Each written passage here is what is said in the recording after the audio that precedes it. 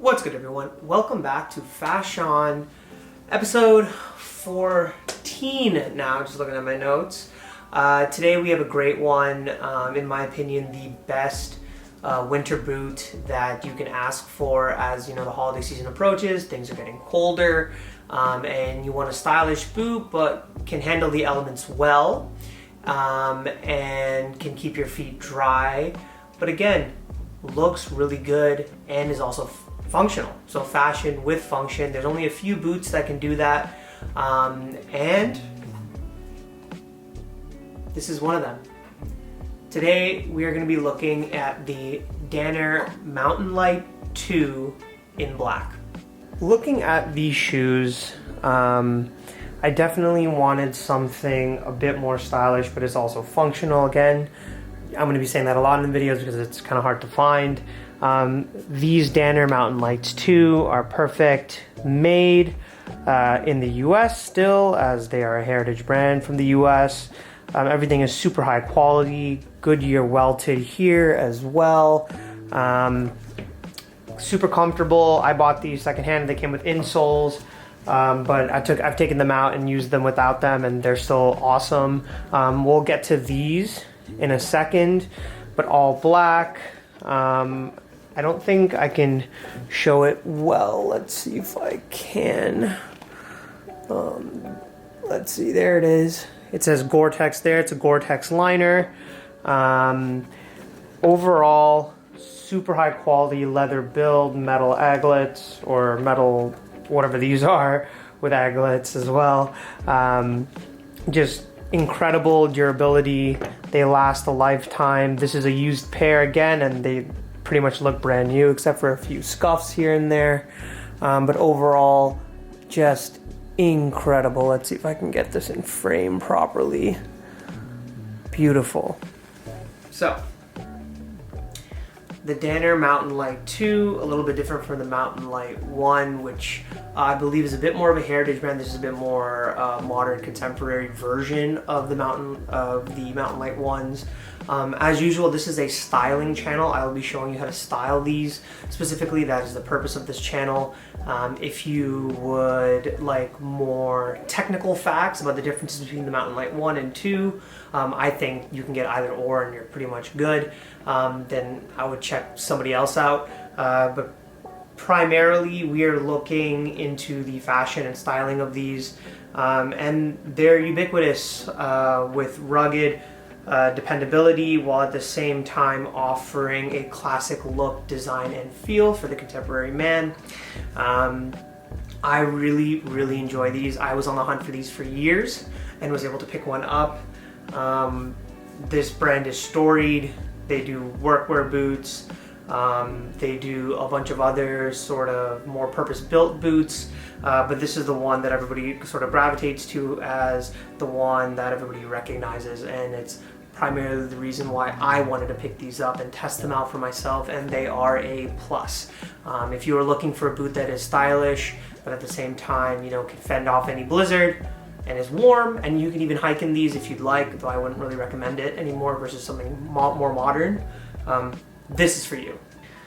So the purchase rationale on why I bought these, oh, and then sorry, there's a Vibram sole as well, which is of course great to have.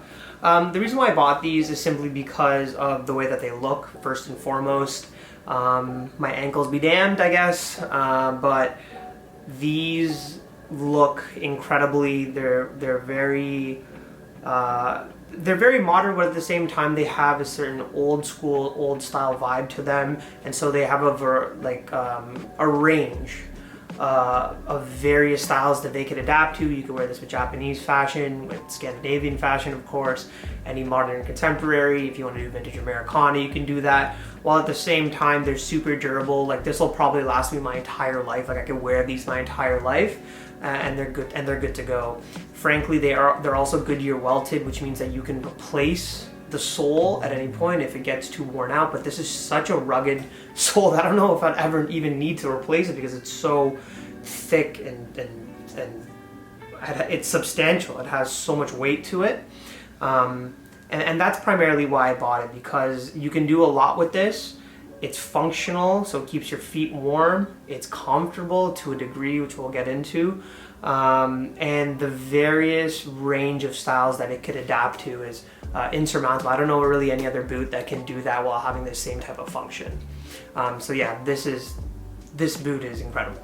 Going over into the market analysis, as you know, we go cheap, moderate, and very expensive, all in relation to this boot here. I've gone with styles that are similar to this, so a similar look and feel to this, same type of lacing structure, same type of leather construction where I could. And for the cheapest one, looking at my notes here, I have the Eddie Bauer K6. That's a great boot. I think you're looking at anywhere from $100 to $200. Similar style. Eddie Bauer is a reputable company. They do a lot of outdoor executions when it comes to clothing and shoes and boots. They're cheap, or cheaper than this, but they're good. You can probably even find them on the used market for even cheaper, and that's really what I'd recommend. Maybe the K6 in black if you want something like this, but don't want to dish out even what I paid for it on the secondhand market, and definitely new retail, which I believe this is around $600 to $700. Actually, sorry, it's like $500 to $600, but depending on where you live, there's like taxes and tariffs and things like that, which could really amp up this price. The midway point for the market analysis is definitely the DM Rochia, the vet boot. This is something that's pretty much the main competitor to this. Whenever people are looking into this price range and looking at this boot specifically, they look at the DM brand as a main competitor. They are functional to a degree. I think these are a little bit more functional and of course a bit more historied in my opinion with Danner. But they look very similar and you get more of a luxurious quality to them. So maybe if you live in the city, you want to go to a coffee shop, you want to go to a nice event, but at the same time it's blizzarding and snowing outside, you'd rock the DMs. Even though they're in a similar price range here, I still feel that this boot has more of a timeless quality to them versus DM may seem just a little bit more trendy. But if you can find a style for you and a model for you and a colorway for you that works well with your style, even more so than this more minimalist style from Danner, I would say it's a pretty, and you can get it on as a deal, secondhand, sustainable, as always, as I like to preach. Definitely I would go for that over this, depending on what your style is. But overall, generally, I think this still comes up on top. Lastly, for the more expensive category of the market analysis, I have the Moncler Blanche or Peak boots. Again, similar design and style to this. Moncler, as you know, is a storied fashion house that focuses on winter sports, winter clothing, winter fashion. They even had this Jill Sander collab recently that was amazing. They had this like super cool coat that I would love, probably like $1 million. So not gonna get it, but the problem with Moncler is that they're very hit or miss. They fall in line with trends a lot and with that sort of marketing mix that they tend to do. And so a lot of it tends to kind of come off a little bit tacky in my eyes. These Blanche or Peak boots, they're less functional than this for sure, less functional than DM. They're double the price. You're looking at over $1,000 and you're kind of just paying for the brand at that point. Which I hopefully reject. I don't think anybody should be paying any of their hard-earned money just to rock a brand. That's just marketing used to persuade and convince people. I would still say if you're looking into that price bracket, good for you, but you should still look to save half your money and get something that in my opinion is more durable, better looking, and suits I think most styles versus the sort of flash of Moncler. I don't usually do this, but as an aside, I wanted to say that there are some high-end boots that are kind of worth it in my opinion. One is the Para boot Alvarez, which is like very well known. Hopefully I'm saying that right, Alvarez. Very well known. Again, usually used for inner city. If you live in a big city, you know, similar to like the DM, I wouldn't go hiking in the Para boots. You'd ruin them and they're super expensive. And then secondarily, my favorite hiking boot, you have to go to France. They don't have an online store. You have to go specifically to the shop, and I think they make them to you and all this other jazz. So maybe in the future, but they're called Galibier. Galibier in France are, again, another storied historic maker of hiking and alpine boots. And if I were to ever think about replacing this, which I honestly don't think it's worth the money to replace this if you already have this, Galibier would definitely be the one to do.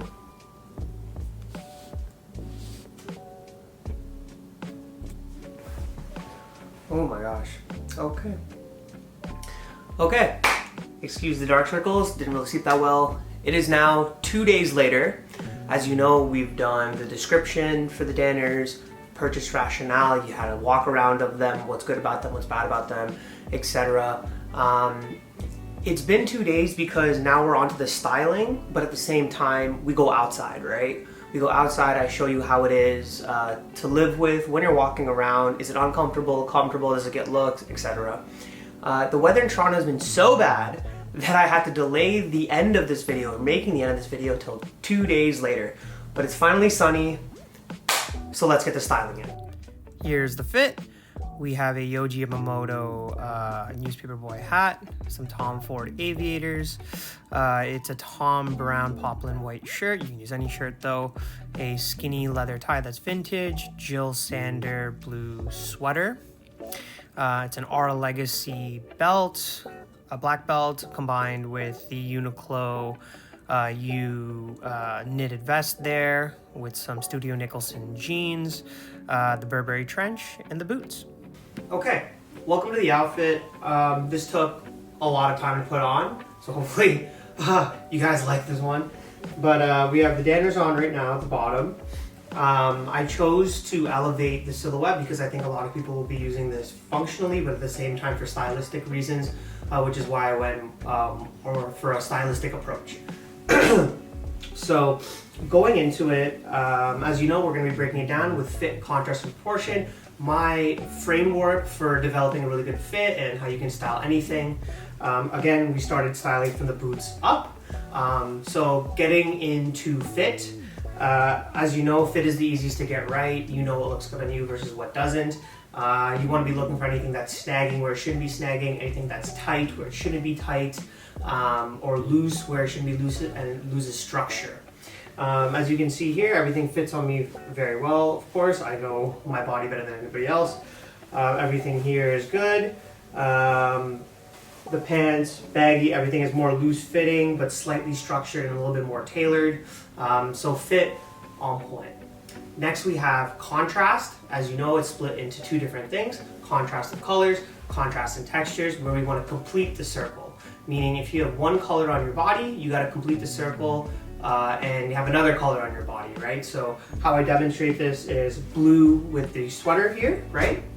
Then you have blue with the jeans as well. So you've completed the circle on blue for the sweater and then blue for the jeans. So blue is done. We have maybe more of a beige and a beige here. So we completed the circle on beige. With the hat, we have black here, black with the boots. So we completed the circle on that end as well. Even the tie is a darker navy kind of black, so it kind of goes with everything as well. One thing I wanted to add is that white, I would have liked to have another piece of white on the body, maybe like an accessory, something like that. I just didn't have one, but if you can, you definitely want to have another piece of white on you, so that it just completes the circle on white as well. But again, a little bit more nitpicky. As long as everything looks greater than the sum of its parts, you're in the right territory. Next, we have contrast of textures. So we have a low pile cotton fabric here with the vest, with another low pile cotton fabric here with the sweater.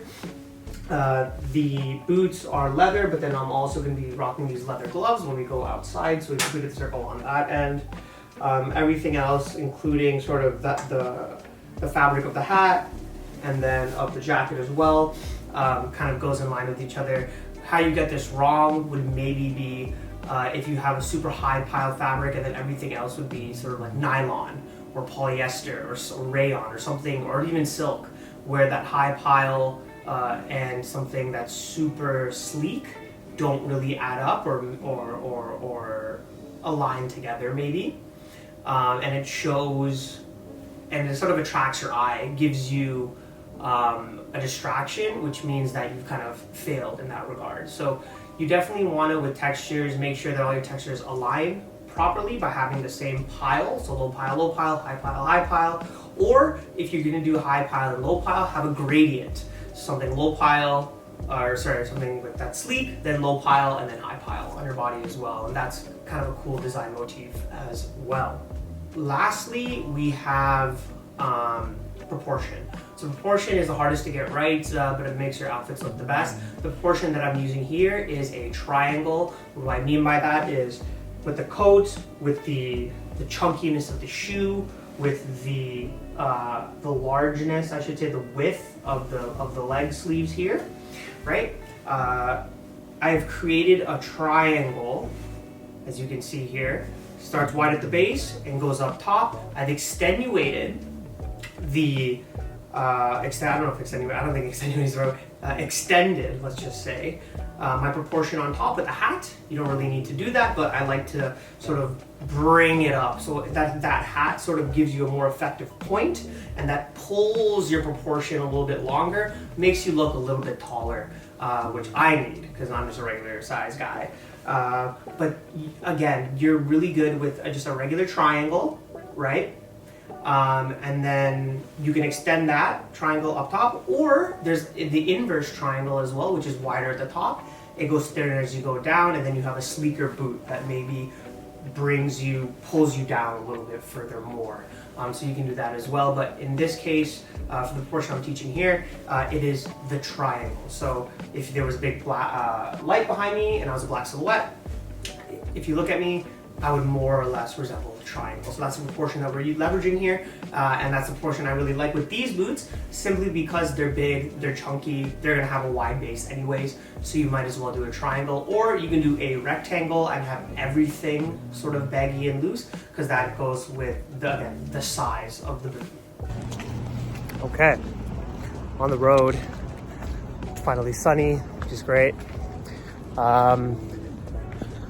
We're just gonna go get a coffee first before we go to GameStop in Dufferin Mall in Toronto on the West End. Come along with that. The boots are sick. They're really good. I think the problem is they scrape the back of my heels a lot, and it's really bad. I had to use moleskin, like 3 layers of moleskin, in order to fix it. So beware of that if you're buying.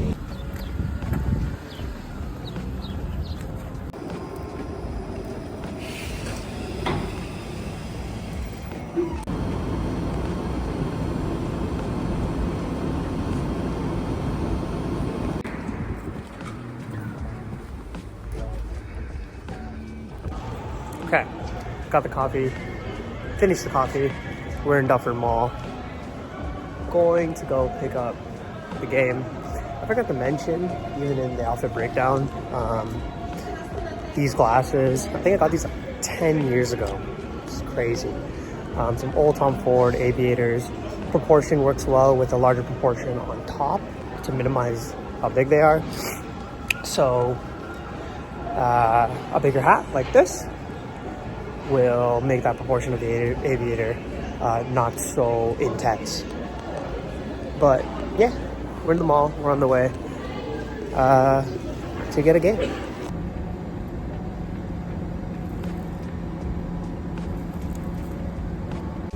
All right, the adventure is over. We're almost home. But playing games, I'm a lapsed gamer, I guess. I just don't feel that enough games have come out to justify the cost of them now. You're looking at around $100 Canadian. If I didn't have that gift card, I would not be buying this. And I'm just curious what you guys think. Do you guys game? And do you still game? Do you think it's still worth it? Because I don't know. I don't think so. You know, I really don't think so. But that's it. That's the Danner Mountain Light 2. Great shoe. It's cutting into my ankle again, so I have to put more moleskin on it. But an amazing, an incredible boot. Definitely, I feel, should be on your list if you're looking for an amazing shoe. But that's all she wrote. It's really cold. I'll catch you guys later.